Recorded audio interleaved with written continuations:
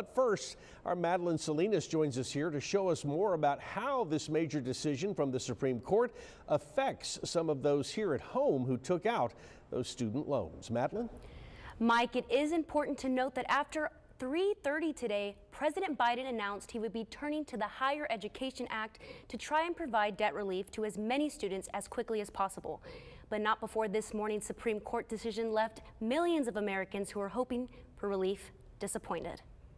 It was August of last year when President Biden announced his student loan forgiveness plan. It would provide $10,000 in debt relief to borrowers and $20,000 to those with Pell Grants. I was excited because I fall under the category where I could receive $20,000 in relief.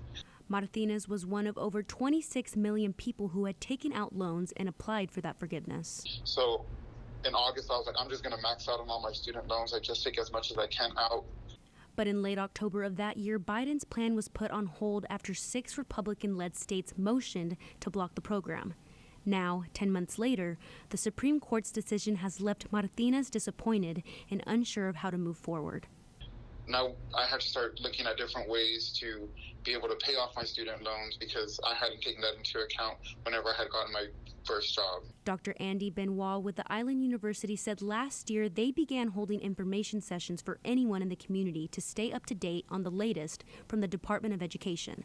He said they will continue to do so after Friday morning's Supreme Court decision.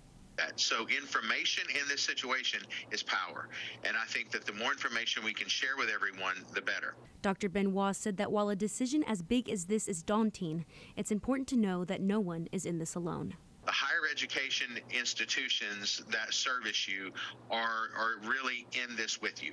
We will help you. We will talk about this with you. That's what our financial aid offices and our enrollment offices are geared toward. For now, student loans are still on a pandemic-era hold until the end of summer.